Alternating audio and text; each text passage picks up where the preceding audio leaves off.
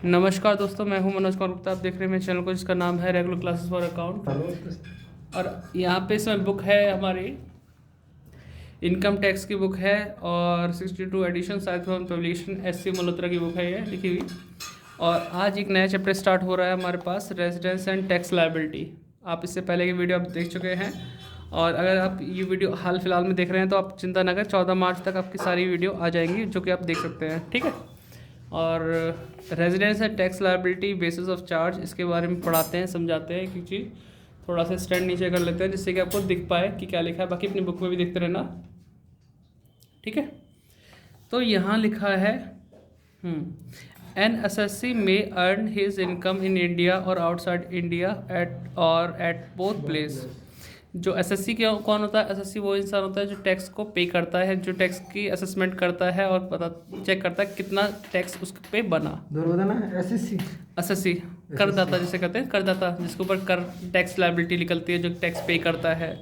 तो उसी के बारे में बोला है। एक एसएससी में अर्न हिज इनकम, एसएससी अपनी इनकम को इंडिया में अर्न कर सकता है, इंडिया से बाहर कर सकता है और दोनों जगह भी कर सकता है। तो उसके बारे में बता रखा है। Which income is assessable in India depends on the residential status of an SSC.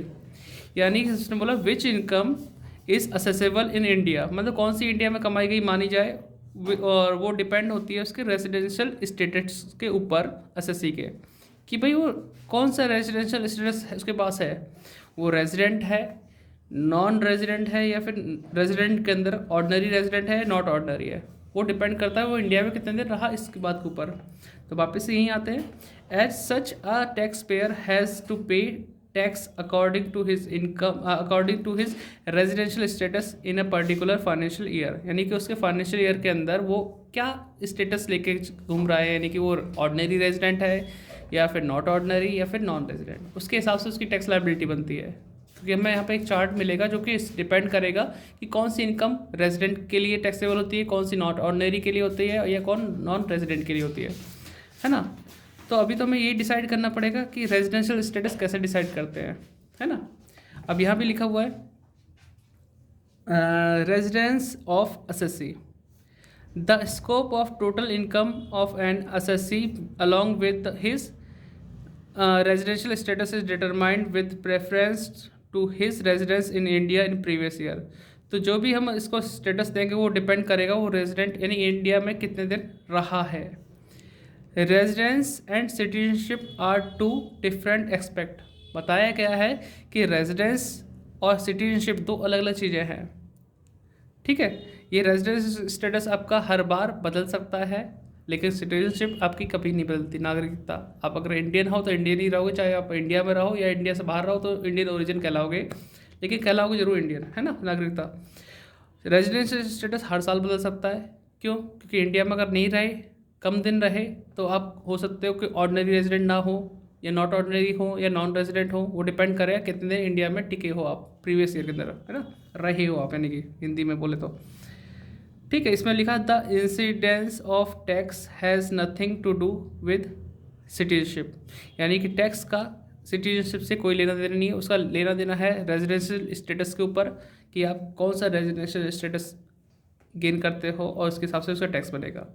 इसमें लिखा एक Indian, an Indian may be non resident और a foreigner may be resident. यानी इंडियन जो होता है वो हो सकता है कि नॉन रेजिडेंट भी हो जाए अगर इंडिया में कम दिन रहा हुआ। जो हमारी कंडीशन बोली जाएंगी बेसिक और एडिशनल कंडीशन के हिसाब से होगा चेक करने का तरीका। अभी हम पढ़ेंगे आगे, बेसिक कंडीशन पढ़ेंगे और हमारी एडिशनल कंडीशन पढ़ेंगे, जिसके अकॉर्डिंग हम देखेंगे कि आप नॉन रेजिडेंट हो या रेजिडेंट हो। तो वही कहा है कि इंडियन भी हमारा क्या बन सकता है, कहा गया नॉन रेजिडेंट, और एक फॉरेनर जो बाहर का विदेशी इंसान है जो इंडिया में रहता है वो रेजिडेंट भी बन सकता है फॉर इनकम टैक्स पर्पस। किसके पर्पस से? इनकम टैक्स पर्पस से। तो आप ये थोड़ा ध्यान रखना है इसका। The residence of person may change from year two year, यानी रेजिडेंशियल स्टेटस जो होता है वो चेंज हो सकता है ईयर टू ईयर के हिसाब से, लेकिन citizenship can not be change every year. तो ये तो फ़र्क बता ही दिया उन्होंने। बाकी क्या डिफरेंट टाइप्स ऑफ रेजिडेंट, वही जो हम अभी पढ़ेंगे कि कितने टाइप्स के रेजिडेंट हो सकते हैं। पहले तो दो टाइप के बोल रखे हैं, रेजिडेंट और नॉन रेजिडेंट।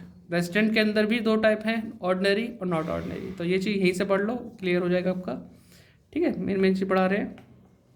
आगे लिखा, there are separate rules for determining the residence of different kind of assessee. Different kind of assessee मतलब इंडिविजुअल में आता है आपका कौन, अकेला व्यक्ति, चाहे वो औरत हो या आदमी हो। ठीक है, हिंदू अनडिवाइडेड फैमिली मतलब ऐसी फैमिली जो जिसका फैमिली बिजनेस चल रहा होता है, उसके लिए भी हमें अलग अलग तरीके से ये खोजना पड़ता है कि वो रेजिडेंट है क्या है। फर्म्स या फिर association of person, company, local authority, इन सभी के लिए हमें चेक करना पड़ेगा कि वो रेजिडेंट है, नॉन रेजिडेंट है या नॉट ऑर्डिनरी रेजिडेंट है, सबके लिए अलग अलग है ना। तो फिलहाल इसके इस चैप्टर में से थ्योरी भी आती है 15 नंबर की, कि रेजिडेंशियल स्टेटस कैसे चेक करते हैं और क्या होता है रेजिडेंस स्टेटस, है ना, रेजिडेंस मतलब सारा लिखना पड़ेगा इसके बारे में। हाँ, तो ये चीज़ अगर लिखने बैठे हो तो पूरा, हाँ पूरा लिखना पड़ेगा। अभी हम बात कर रहे हैं इंडिविजुअल के बारे में। ठीक है, क्वेश्चन अगर वीडियो बड़ी हुई है तो सब देख लेना बेटा, थ्योरी समझाना बहुत ज़रूरी होता है इसके लिए। इंडिविजुअल मतलब अकेला व्यक्ति के लिए हम बता रहे हैं कैसे कैसे वो निकलेगा। इसमें लिखा, the residence of N individual is determined on the basis of the rules stated under. जो रूल्स हमें बताए गए हैं रेजिडेंट के लिए वो हमें देखने पड़ेंगे। अब यहाँ लिखा रेजिडेंट, वो भी कौन सा, ऑर्डिनरी रेजिडेंट के लिए। An individual is said to be resident in India in any previous year if he satisfy any one of the following basic condition. कोई भी व्यक्ति इन दो कंडीशन में से एक कंडीशन पूरी कर देता है, ठीक है, तो वो ऑर्डिनरी रेजिडेंट कराने के लिए लायक होता है, लेकिन उसे बेसिक कंडीशन के साथ साथ एडिशनल कंडीशन पूरी करनी पड़ेंगी। ये इसमें नहीं लिखा लेकिन बोलना चाहिए, मैं खुद बता रहा हूँ आपको।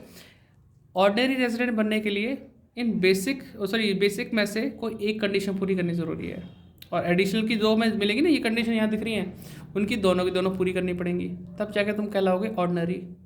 तो फिलहाल तो हम देखें बेसिक कंडीशन कौन सी हैं। पहली, he is in India in previous year for a period of 182 days और मोर। इसका हिंदी मीनिंग बताते हैं, अगर कोई व्यक्ति पिछले साल प्रीवियस ईयर में एक साल में 365 दिन होते हैं, लीप ईयर में 366 दिन होते हैं, उसमें आपको कितने दिन इंडिया में रहना चाहिए, 182 दिन, 6 महीने करीब, 6 महीने करीब। अगर मोटा मोटा देखो जाए तो 30 दिन के हिसाब से 6 महीने भी अगर तुम रह लिए, क्योंकि 30 दिन किसी में 31 दिन, किसी में 30 दिन, इस तरह से करते हुए आपके 182 दिन पूरे हो जाएंगे 6 दिन में, उससे ज़्यादा ही हो जाएंगे। अगर 6 महीने आप रह लिए, 6 महीने इंडिया में, तो आप ये फर्स्ट कंडीशन पूरी कर लोगे। और ऐसा भी नहीं बोलते कि 6 महीने लगातार रहो, आपको 182 दिन पूरे करने हैं, चाहे इंडिया में रुक के रह सकते हो, जैसे इंडिया में आए कुछ दिन रहे, फिर विदेश चले गए, फिर आए, फिर रुके, फिर चले गए, तो हमारे वहीं से गिने जाएंगे ना। हाँ, वही से वहीं गिने जाएंगे जितने दिन इंडिया में रहे हो वो चीज़। मतलब ये नहीं कह रहा, मतलब जैसे कि आज एक हमारी 9 तारीख है, जैसे मान लो तुम, मैं ही सुन रहा, हाँ, अगर 9 तारीख आज, हम 30 तारीख तक मतलब 15 तारीख तक रहे, फिर 15 से 20 नहीं रहे, फिर बाहर चले गए, हाँ, तो जो हमारे तो पूरे गिने जाएंगे ना, 15 से 20 वाले भी गिने जाएंगे, जो जितने दिन इंडिया में रहे वो गिने जाएंगे। अब 9 से लेकर 20 तक रहे तो ये जो 9 से 6 दिन आपके गिने जाएंगे, फिर तुम बाहर चले गए उसका वो नहीं गिने जाएंगे, फिर उसका तुम वापस आए फिर रहे, मतलब वही एक तरीका है। जैसे आप 3 महीने रह लेते हो लगातार, फिर तुम विदेश चले गए 5 महीने रहने के लिए, फिर तुम आए 6 महीने और लगातार रह लिए, इस तरीके से अगर रहते हो तो आपको माना जाएगा। लेकिन मैं ज़्यादा ना गिन दिया होगा, आप टोटल करोगे तो ज़्यादा बढ़ जाएंगे। मैं एग्जांपल दे रहा हूँ, सिर्फ आपको इंडिया में रहना है 182 दिन, चाहे आप लगातार रहो या रुक के रहो, है ना, आते विदेश जाना आना चलता रहे तब भी। तो आपका है पहली कंडीशन 182 डेज़ वाला, ठीक है।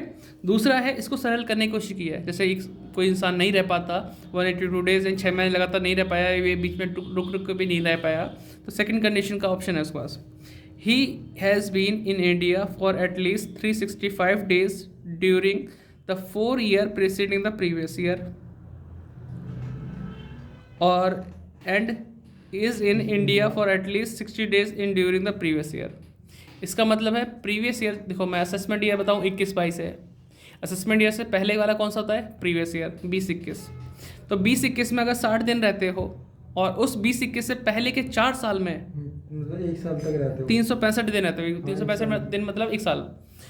तो अगर पिछले 4 साल में 1 साल रह लिए और पिछले मतलब प्रीवियस ईयर में सिर्फ कितने दिन रहे तुम, 60 दिन रहे, तो इस सेकंड कंडीशन भी अगर पूरी करते हो उससे तो आसान है, लेकिन ये है कि कंडीशन जोड़ दी कि प्रीवियस ईयर में तुम्हारी है 60 दिन, उससे पहले के 4 साल में है 1 साल।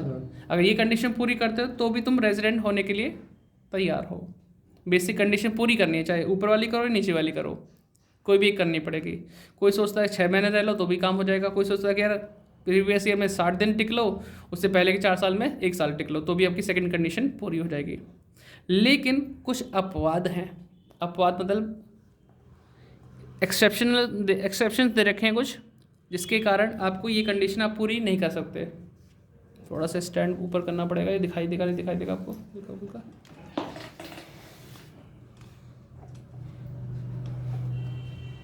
यहाँ से दिखेगा। तो एक्सेप्शन है कि भाई 60 दिन वाली कंडीशन कुछ कंडीशन के अंदर आप पूरी नहीं कर सकते, उस कंडीशन में पहले आपको फर्स्ट वाली करनी पड़ेगी। 2 कंडीशन है आप कर सकते हो, लेकिन कुछ केस ऐसे हैं जहाँ पे आप सेकंड वाली को एलिजिबल नहीं होते आप उसके लिए, फर्स्ट वाली के लिए रहते हो। हाँ, अब कोई इतना तो पढ़ लिया होगा आपने, तो आपको ये एक्सेप्शन पढ़ा देते हैं। एक्सप्लेनेशन उसकी दे रखी है, exception to above rules 60 days stay in India.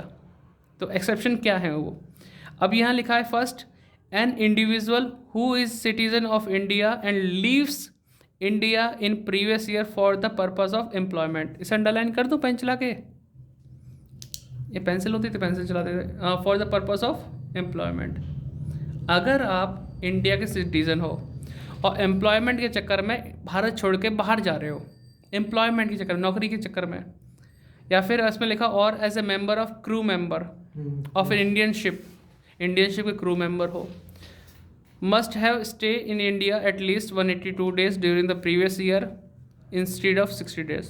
तो उस कंडीशन में आपको 60 दिन वाली कंडीशन पूरी नहीं करनी। कौन सी करनी है? 182 दिन वाली।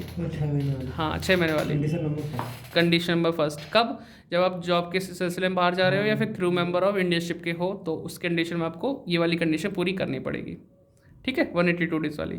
फिर दूसरी बात आती है, एक तो फर्स्ट पॉइंट हो गया जॉब वाली बात, फिर सेकंड है if any citizen of India और a foreign national of Indian origin who is living outside India comes on a visit to India in previous year. मतलब कोई भी ऐसा इंसान जो इंडिया का तो है या फिर इंडिया का ओरिजिन वाला है, इंडियन ओरिजिन वाला है, मूल निवासी से बोलते हैं ना इंडिया, मतलब पैदाइश तो उसकी यहीं की है, उसके दादा दादा जो भी थे यहीं के थे, लेकिन वो जाके अब रहने लगा विदेश। अब वो बाहर तो चला गया, बाहर रहता है, लिविंग आउटसाइड इंडिया, लेकिन घूमने के चक्कर में यहाँ पर आता है। किस चक्कर में आ रहा है? घूमने फिरने के चक्कर में। ही must have stay in India at least 120 days.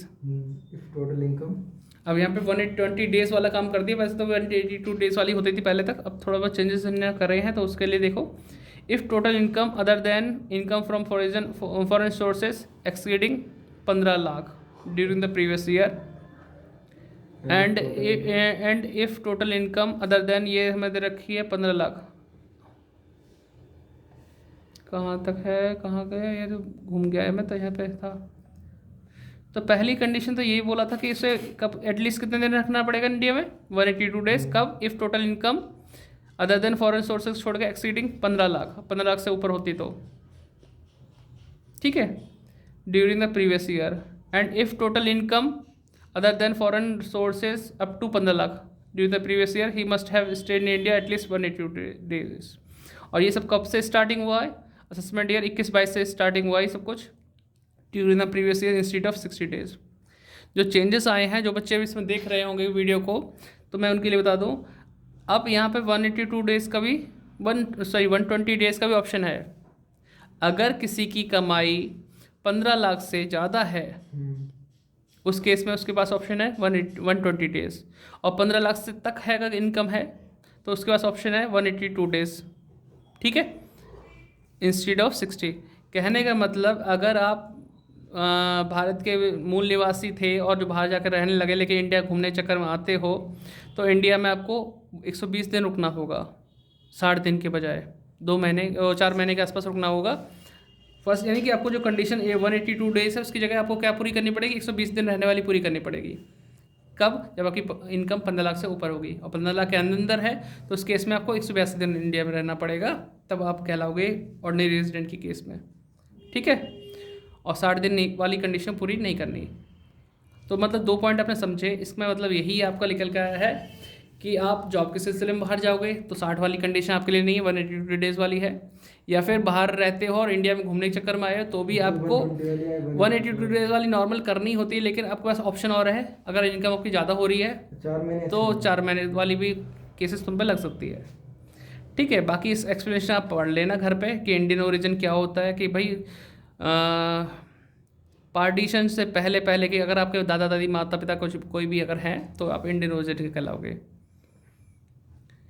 अब आती है बात stay in India 182 days more, वो तो आप समझ जाओगे, उसके बारे में यही बोल रखा है कि आप रुक रुक के रह सकते हो, जरूरी नहीं कि एक साथ रहना है, लगातार एक जगह पर रहना, ये भी नहीं है कि आप इंडिया के किसी भी शहर में कहीं भी रह सकते हो।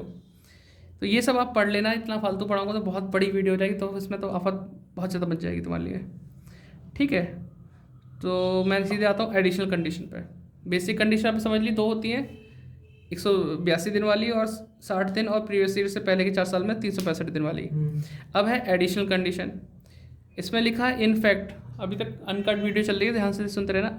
In fact, in order that an individual may become ordinary resident in India, he has to satisfy both of the following condition besides satisfying any one of the above mentioned basic condition। मतलब एक इंसान ordinary resident बनने के लिए उसको basic condition में से एक कंडीशन पूरी करनी होती है, और ये दोनों की दोनों पूरी करनी होती है। अब ये दोनों हैं क्या? He has been resident in India at least 2 out of 10 previous year preceding the relevant previous year। इसका पूरा मतलब यही है, प्रीवियस ईयर आपका होता है 20-21, उस 20-21 से पहले के 10 साल में 2 साल आपको टिकना होगा। मतलब टिकना समझ रहे बच्चों, थोड़ा सा लैंग्वेज अजीब सी है मेरी, लेकिन रुकना होगा, घर मतलब इंडिया में रहना होगा। तो वो इसलिए मैं ऐसा बोल रहा हूँ कि कुछ वर्ड आपको सेट हो जाएगा माइंड में, बोलते ही क्लिक कर जाए अंदर से, इसलिए मैं ऐसे वर्ड यूज़ कर रहा हूँ। बाकी मुझे इतना देहाती होने की ज़रूरत नहीं है, मैं नॉर्मल भी पढ़ाऊँ तो भी चलेगा, है ना, टिकना वगैरह। ही हैज़, अगला देखो, he has in India at least 730 days in all during the 7 previous year preceding the relevant previous year.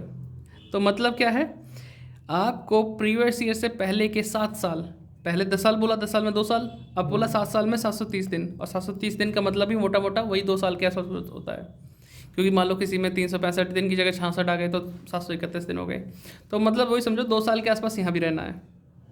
ठीक है, तो प्रीवियस ईयर से पहले के 7 साल में 730 दिन, प्रीवियस ईयर से पहले के 10 साल में 2 साल, तो ये दोनों कंडीशन पूरी करनी पड़ेंगी। अब किसी इंसान ने ये वाली कंडीशन पूरी कर दी 10 साल में 2 साल वाली, जिसमें ये वाली भी ऑलरेडी कवर हो जाए, तो फिर एक ही कंडीशन में दोनों काम हो सकते हैं। ठीक है, जैसे हम बोले पिछले 10 साल में 2 साल, पिछले 7 साल में 2 साल, तो किसी में भी आप पूरे कर सकते हो। ठीक है, 7 साल में 730 दिन रह दिए तो ये अपने आप ऊपर वाली पूरी हो जाएगी। ठीक है बेटा, तो अब आते हैं हम, देखो रेजिडेंट हमने पढ़ लिया, ऑर्डिनरी रेजिडेंट पढ़ लिया। ऑर्डिनरी रेजिडेंट कब होगा?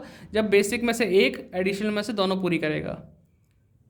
बेसिक कंडीशन में से एक पूरी करनी होगी, एडिशनल में से दोनों पूरी करनी होगी, तो वो होगा ऑर्डिनरी रेजिडेंट। लेकिन बात की जाए नॉट ऑर्डिनरी रेजिडेंट, इसके बारे में बोला है, if an individual satisfy any one of the above basic condition A और बी में से, but does not satisfy the aforesaid 2 additional condition, he is said to be not ordinary resident. क्या कहना चाह रहा है? बेसिक में तो आपने एक पूरी कर ली, लेकिन एडिशनल में से कोई भी पूरी नहीं करी, तो उस केस में आप नॉट ऑर्डिनरी कहलाओगे। और इसके पेज पलटते हैं तो आपको नाम दिखेगा नॉन रेजिडेंट। ये नॉन रेजिडेंट कौन होता है? जो कि इंसान बेसिक कंडीशन को ही पूरी नहीं कर पाता, तो एडिशनल की तो बात छोड़ो, तो नॉन रेजिडेंट कहलाया। ठीक है, कोई दिक्कत तो नहीं। तो ये तो था थ्योरी थोड़ी सी नॉर्मल वाली, जिसमें हम रेजिडेंट स्टेटस को पता करते हैं। ठीक है, इसी चीज़ पे 4 नंबर वाला क्वेश्चन आता है हमारे पास कि कोई इंसान जॉब के सिलसिले में बाहर गया तो उसके लिए 60 दिन वाला तो काम होगा नहीं, 182 दिन वाला होगा, और हमें देखना पड़ेगा वो इंसान प्रीवियस ईयर में कितने दिन इंडिया में रुका है। अब मैं सही बोला, रुका है, टिका तो नहीं बोला तो कितने दिन इंडिया में रुका है वो गिनना पड़ेगा। अगर वो 60 दिन से ज़्यादा, मतलब 182 डेज वाली कंडीशन पूरी कर गया, और वो उससे प्रीवियस ईयर से पहले के 10 साल में 2 साल, प्रीवियस ईयर से पहले के 7 साल में 730 दिन भी रह लिया, तो वो रेजिडेंट पर्सन है। कौन है? ऑर्डिनरी रेजिडेंट है ना, ऑर्डिनरी। तो इस तरह से मान लिया। और अगर वो 60 दिन भी पूरे नहीं रहा, दोनों कंडीशन उसके बाद होती है, लेकिन अगर जॉब के सिलसिले में जा रहा है बाहर तो फिर ये सेकंड वाली कट हो गई इसके लिए, फिर क्या है फर्स्ट वाली। तो उसके लिए उसमें क्या होता है हिसाब किताब, 182 डेज भी नहीं रहा हो इंडिया में तो वो है नॉन रेजिडेंट, क्योंकि वो बेसिक कंडीशन ही पूरी नहीं कर रहा। और लेकिन मान लो बेसिक एक पूरी कर ली, एडिशनल पूरी नहीं कर पा रहा, तो वो है नॉट ऑर्डिनरी रेजिडेंट। समझ में आ रहे हो? तो 4 नंबर में ऐसी क्वेश्चन आएगा जिसमें पूछा जाएगा भाई है क्या इंसान ये। तो शुरू के जो क्वेश्चन होगा वो बाद में कराए जाएंगे, जिसमें 4 नंबर वाला हिसाब किताब होगा।